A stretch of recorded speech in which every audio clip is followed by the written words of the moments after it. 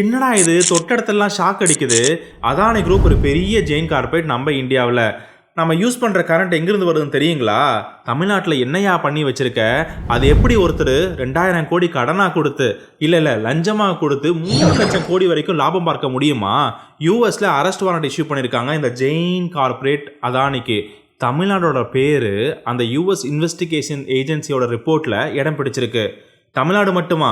முதல்வன் படத்தில் சொல்கிற மாதிரி எவ்ரிபடி. கடைசியா யாரு பண்ணடா சாமி இது? இது எல்லாம் மக்களுடைய பணமா? இது எல்லாமே இந்த வீடியோல தெரிஞ்சுக்கலாம். உள்ள போலாமா? இது உங்களுக்காக.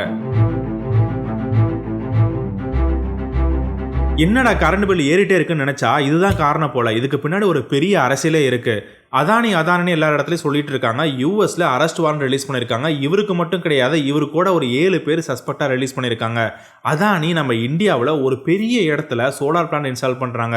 உலகமே ரினியூபிள் எனர்ஜி சஸ்டைனபிளாக இருக்கணும் அப்படிங்கிறதுக்காக சோலார் கதிர்கள், அதாவது சூரியனிலிருந்து தயாரிக்கப்படுற அந்த எலக்ட்ரிசிட்டி, அதோட கதிர்கள் வரும்ல, அதுலேருந்து ஒரு பெரிய சோலார் பிளான்ட் இன்ஸ்டால் பண்ணி ஒரு பெரிய இடத்துல ஒரு மாஸ் ப்ரொடக்ஷன் பண்ணி ஒரு எலக்ட்ரிசிட்டியை தயாரிப்போம், இந்தியாவை நம்ம ஒளிர வைக்கும் அப்படின்னு நினைச்சாரு. ஆனால் இவரே இந்தியாவை நல்லா ஒளிர விட்டுட்டார்னே சொல்லலாம். இதுக்கு பின்னாடி பேக்ரவுண்ட் ரொம்ப சிம்பிளாக சொல்லணும் அப்படின்னா, சென்ட்ரல் கவர்மெண்ட்டுக்கு நிறைய எலக்ட்ரிசிட்டி தேவைப்படுது.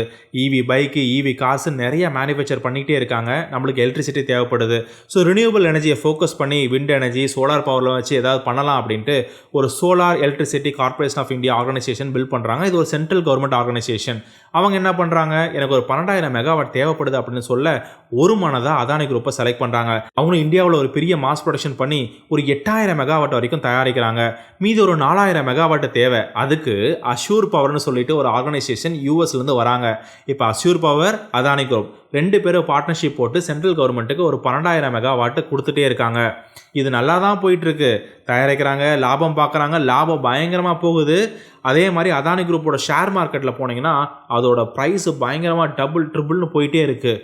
இந்த மாதிரி ஒரு சுச்சுவேஷன் நல்லா போயிட்டு இருக்கும்போது ஒரு ட்விஸ்ட் வருது. இப்போ சென்ட்ரல் கவர்மெண்ட் ஒரு பெரிய ஷாக்கே கொடுக்குறாங்க. இங்கே பாருப்பா, எங்கிட்ட எலக்ட்ரிசிட்டி யாரும் வாங்குறது கிடையாது, ஸ்டேட் கவர்மெண்ட் யாரும் எங்கிட்ட வாங்குறது கிடையாது, அதனால இந்த கான்ட்ராக்டை ரத்து பண்ணிக்கலாம் அப்படின்னு சொல்கிறாங்க.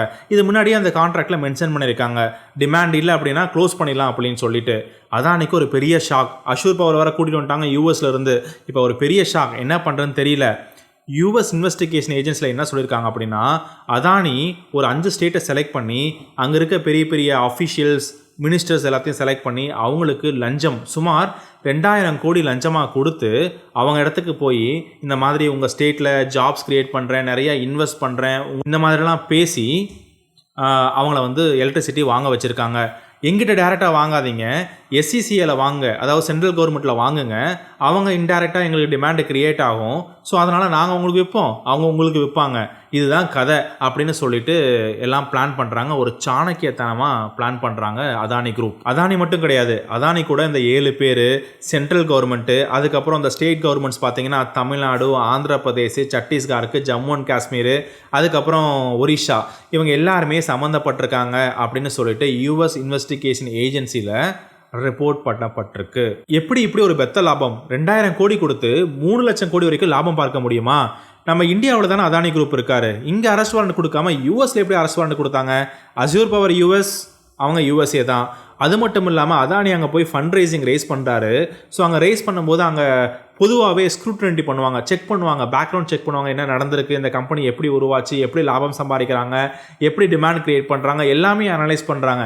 அப்போ தான் இந்த மாதிரி தகவல்லாம் கிடைக்கிது. பிரைபரி கொடுத்துருக்காங்க, இந்த மாதிரி ஃபோர்ஜரி பண்ணியிருக்காங்க, எல்லாமே அப்போ தான் தெரிய வருது அப்படின்னு யூஎஸ் கவர்மெண்ட் சொல்கிறாங்க.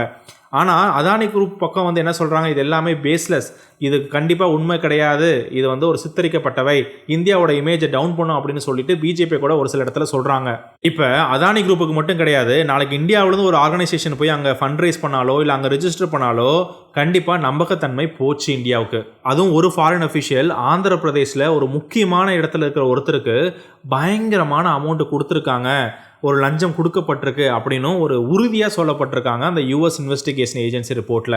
இப்போ தமிழ்நாட்டை ஃபோக்கஸ் பண்ணுவோம். கொஞ்ச நாளுக்கு முன்னாடி நீங்கள் வெளியே போயிருந்தீங்கன்னா அந்த டோட்டல் கேஸ் அம்புஜா சிமெண்ட்லாம் நிறைய பார்க்கலாம், அங்கங்கே பார்க்கலாம்.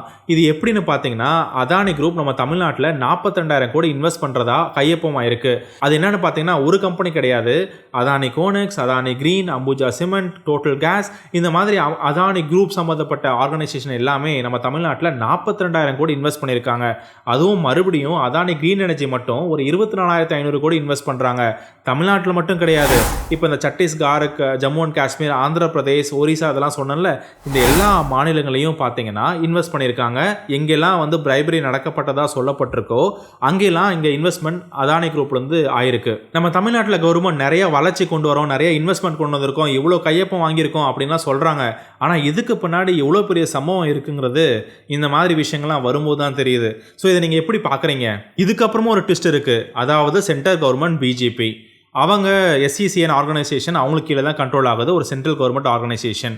அவங்க என்ன சொல்கிறாங்க, இங்கே பாருப்பா அதானி குரூப் போய் பிரைபரின்னு சொல்லப்பட்ட இடங்கள் எல்லாமே ஒரு காங்கிரஸ் கூட்டணி இருக்கிற இடம் தான். இது எப்படி பிளான் பண்ணாங்கன்னு தெரியல.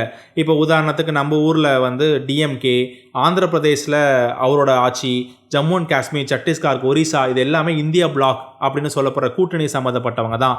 எங்களுக்கும் அவங்களுக்கும் சம்மந்தமே கிடையாது. நாங்கள் ஒரு டெண்டர் ரிலீஸ் பண்ணோம், அதானி குரூப் பவர் கொடுத்தாங்க.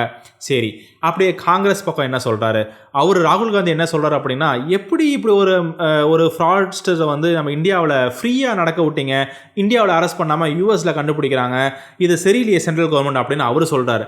சரி, அப்படியே கொஞ்சம் ஸ்டேட் கவர்மெண்ட் பக்கம் வந்தால், இதுக்கு முன்னாடி தமிழ்நாட்டில் மினிஸ்டராக இருந்த செந்தில் பாலாஜி அவர் என்ன சொல்கிறாரு, இங்கே பாருங்கள் நாங்கள் ஒப்பந்தம் போட்டது சென்ட்ரல் கவர்மெண்ட்டு கூட தான், அதானி கூட கிடையாது.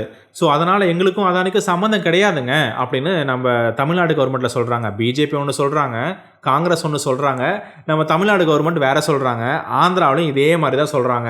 எப்பா முடியல, இது அரசியலோட சாணக்கியத்தனமாக, இதை என்ன சொல்கிறது நீங்களே சொல்லுங்கள். இப்போ இதனால் நம்மளுக்கு என்ன இம்பேக்ட்னு பார்த்தீங்கன்னா, ஆல்ரெடி எலக்ட்ரிசிட்டி பவர் நம்மளுக்கு கொஞ்சம் ரேட்ஸ் அதிகமாக இருக்குது. இதை ஆர்கனைசேஷனை தூக்கிட்டாங்கன்னா இன்னும் கொஞ்சம் எலக்ட்ரிசிட்டி அதிகமாக தேவைப்படும், இல்லை அப்பப்போ கரண்ட் இருக்காது. ஒன்று, ஆல்ரெடி கென்யாவில் பார்த்தீங்க அப்படின்னா இவங்க அதானி குரூப் வந்து அங்கே ஏர்போர்ட்டுக்காக ப்ரொப்போசல் சப்மிட் பண்ணியிருக்காங்க, அங்கே இன்வெஸ்ட்மெண்ட் பண்ணிகிட்ருக்காங்க, அங்கே நிறைய ப்ராஜெக்ட்ஸ் போயிட்டுருக்கு. அது எல்லாமே கென்யா கவர்மெண்ட் உடனே கேன்சல் பண்ணிட்டாங்க இமிடியேட் எஃபெக்டில். ஸோ இதே மாதிரி இங்கேயும் நடக்க சான்ஸ் இருக்குது. இது எல்லாமே பார்த்தீங்கன்னா அடிக்கோட்பாடாக இது எல்லாமே மக்களோட பணம் தான். மக்களோட பணம் ஸ்டாக்கில் இருக்குது, மக்களோட பணம் எலக்ட்ரிசிட்டிலேருந்து அவங்களுக்கு போகுது, லாபம் போகுது. இதை இப்போ வேற ஒரு கண்ணோட்டத்தில் பார்க்கலாம். அதானி குரூப் என்ன சொல்லியிருக்காங்க, தமிழ்நாட்டில் நிறைய இன்வெஸ்ட் பண்ணுறோம், 42,000 கோடி, அதுக்கப்புறம் 24,000 கோடி இன்வெஸ்ட் பண்ணுறோம், இதனால் நிறைய ஜாப் கிரியேட் ஆகும், தமிழோட எக்கனாமி வந்து ரொம்ப டெவலப் ஆகும் அப்படின்னு சொல்லியிருக்காங்க. ஒரு இடத்துல ஜாப்ஸ் கிரியேட் ஆனாலும் இன்னொரு இடத்துல ஒரு லஞ்சமாக கொடுக்கப்பட்டிருக்கா, இல்லை இதனால் இன்வெஸ்ட்மெண்ட் பண்ணியிருக்காங்க அப்படின்னு நிறையா தகவல்களும் இருக்குது. ஸோ இதை எப்படி நீங்கள் பார்க்குறீங்க? இது எது கரெக்டு எது சரின்னு நமக்கு தெரியாது. ஏன்னா அது கோர்ட்லேருந்து கரெக்டான ஆர்டர் வந்தால் தான், இன்வெஸ்டிகேஷன் ப்ரூவ் ஆனால் மட்டும்தான் இதில் எது கரெக்டு எது தப்புன்னு தெரியும். இருந்தாலும் நீங்கள் என்ன நினைக்கிறீங்க அப்படின்னு கமெண்ட்ஸில் சொல்லுங்கள். ஆனால் இதுக்கு இடையில யார் மாட்டிகிட்டு இருக்குன்னு பார்த்தீங்கன்னா மக்கள் மட்டும்தான். இது இந்தியாவுக்கு நல்லதா, தமிழ்நாட்டுக்கு தேவையா?